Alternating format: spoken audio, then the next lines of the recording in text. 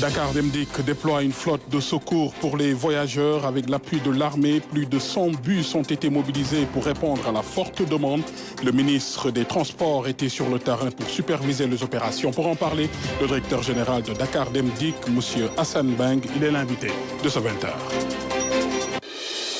L'effervescence de la Tabaski est... Ils font face à une hausse insupportable des coûts du voyage, surtout dans les gares non homologuées. Une augmentation encore plus considérable même des tarifs. Ils sont passés presque du simple au triple. Ils doivent en tout cas nous aider en venant massivement dans les gares routières qui sont homologuées et éviter les gares sauvages, mais aussi à ne pas accepter certains chantages. Nous comprenons que c'est difficile. Ne pas accepter le chantage, pas facile quand l'envie de retrouver sa famille est irrépressible. Dakar Demdik est venu au secours de voyageurs dans la détresse à la gare des Beaux-Maraîchers. Le directeur de Dakar Demdik ici présent a mobilisé pratiquement toute sa flotte, plus d'une centaine de bus. Et donc il fallait trouver aussi des chauffeurs. Le ministre particulièrement des forces armées nous a en tout cas dépanné avec plusieurs chauffeurs de l'armée et de la gendarmerie. Et que donc là, je pense que les populations sont en train d'être soulagées. Le plus important, c'est que tout le Sénégal sera desservi par Dakar Demdik.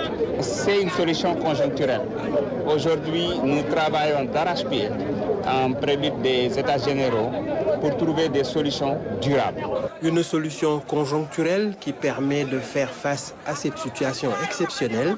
À terme, c'est tout le système de transport urbain et interurbain qui doit être revu pour permettre aux voyageurs de se déplacer dans le confort et sans souci. Et pour parler justement de cette actualité, nous recevons sur ce plateau du 20h le directeur général de Dakar Demdik, M. Hassan Beng. Bonsoir, M. Beng. Bonsoir, René. Vous avez été personnellement impliqué sur le terrain aux côtés du ministre des Transports. M. Beng, comment Dakar Demdik a-t-il réussi à mobiliser plus de 100 bus pour venir en aide aux voyageurs en cette période de forte mobilisation, de forte demande? Alors, tout d'abord, permettez-moi de saluer, de magnifier l'engagement de tout le personnel de Dakar Demdik. Quand je dis tout le personnel, c'est les techniciens, les conducteurs receveurs, ainsi que les agents de maîtrise, l'exploitation. Sur cette opération-là, il faut savoir que c'est tout le personnel qui a été mobilisé pour nous permettre de pouvoir donner du répondant.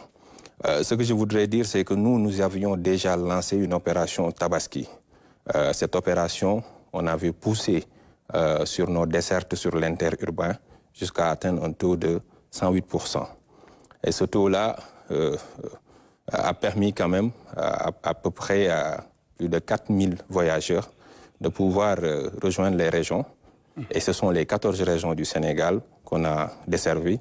Les 14 régions du Sénégal, notamment Matam, la région de Matam. Effectivement. Là, c'est sur le cas de Sénégal Demdik. Sur Sénégal Demdik, on a une plateforme de réservation. Et sur cette plateforme-là, toutes les dessertes de toutes les régions sont disponibles. Maintenant, après cette opération Tabaski, la tutelle nous a sollicité pour essayer quand même de venir apporter un ouf de soulagement à ces populations qui étaient en désarroi à la gare des Beaux-Maraîchers. Et c'est à la suite de ça qu'on a pu déployer entre hier et aujourd'hui leurs activités relatives aux préparations de la Tabaski. Donc ils ont su répondre. Je pense que ça colle bien avec le concept de armée-nation. Ils ont répondu à cet appel-là qui était exclusivement destiné aux populations sénégalaises. Mais il faut aussi dire que vous avez un déficit de chauffeurs et de bagagistes également. Oui, ce qui est très paradoxal. Tout le monde l'a constaté. Donc, ce qui est un peu déplorable aussi.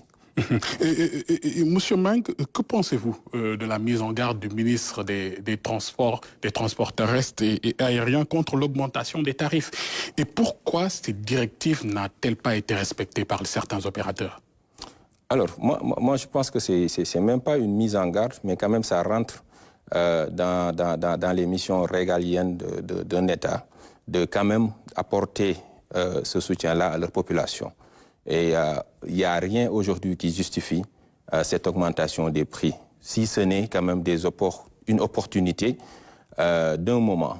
Et quand même, il faut savoir que la fête de la Tabaski en soi est déjà une fête assez lourde pour les pères et les mères de famille. Tout à fait. Donc, si aujourd'hui on vient leur demander pour pouvoir se déplacer avec leur famille des tarifs quand même qu'ils ne peuvent pas supporter, moi je pense qu'il est du ressort de l'État de réagir. C'est ce qu'aujourd'hui le ministre des Transports, M. El Malik Ndiaye, a su quand même mettre sur la table et il nous a mis à contribution.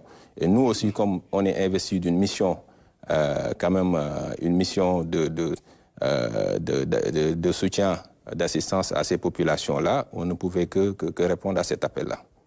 Et que comptez-vous faire à l'avenir pour que pareille situation ne puisse pas voilà, qu'on puisse pas assister à de pareilles situations? Qu'est-ce que Dakar Dem Dikk compte faire pour garantir que des tarifs abordables puissent être vraiment de rigueur pour les voyageurs lors des périodes de forte demande à l'avenir? Alors, nous, pour ce qui nous concerne, je pense que nos prix sont déjà contrôlés, homologués. Et ce qui est quand même remarquable et qu'il faut noter, c'est que sur Sénégal Dem Dikk, on commence à améliorer la flotte pour mettre à la disposition des passagers des bus avec tout le confort et toute la sécurité requise. Alors, moi, je pense que dans l'avenir, nous, sur ce segment-là, on est en train de travailler pour voir comment est-ce qu'on peut améliorer, renforcer notre desserte sur l'interurbain. Mais parallèlement aussi, c'est d'inviter à tous ces acteurs-là qui partagent ce milieu du transport à la raison, à savoir que nous sommes tous des Sénégalais et qu'en pareille circonstance, chacun devrait quand même faire preuve de don de soi pour permettre à ces familles de pouvoir passer les fêtes en toute quiétude. Et vous parlez tout à l'heure de renforcement de la flotte. Une 60aine de bus est attendue dans les prochains jours. Oui, actuellement, on a à peu près, je pense, 77 bus au niveau du port. Je pense qu'on avait déjà sollicité la tutelle pour une assistance pour qu'on puisse les sortir le plus rapidement possible.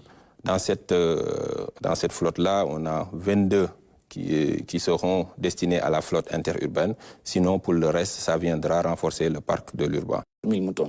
Bien que nous en réexportons les 50 000. Donc, bien que la tendance baissière, quoi. La consommation monte, mais les importations baissent. Cela montre que le défi de relever l'autosuffisance et la sécurité en moutons de Tabaski est bel et bien réalisable. Une chose est d'avoir assez de moutons, un excédent, c'est vrai. C'est ce qu'on souhaite. Mais est-ce que ça se répercute sur le prix? Absolument. Ces 5 derniers jours, ensemble avec mes équipes, on a visité près de 25 marchés de bétail. Même aujourd'hui, ce matin, tôt le matin, j'ai fait le monitoring de certaines régions comme Saint-Louis. J'ai l'intime conviction, et je le dis en toute franchise, il y a des moutons pour toutes les bourses.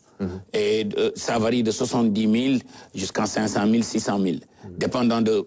parce que la raison pour laquelle on a mis une stratégie pour assurer d'abord la demande et pour s'assurer qu'il y a une diversité au niveau des offres. Hier, j'ai visité le marché de Toubatoul. J'ai visité moi-même une bonne partie des marchés de Dakar. J'ai vu une offre très diversifiée pour toutes les bourses.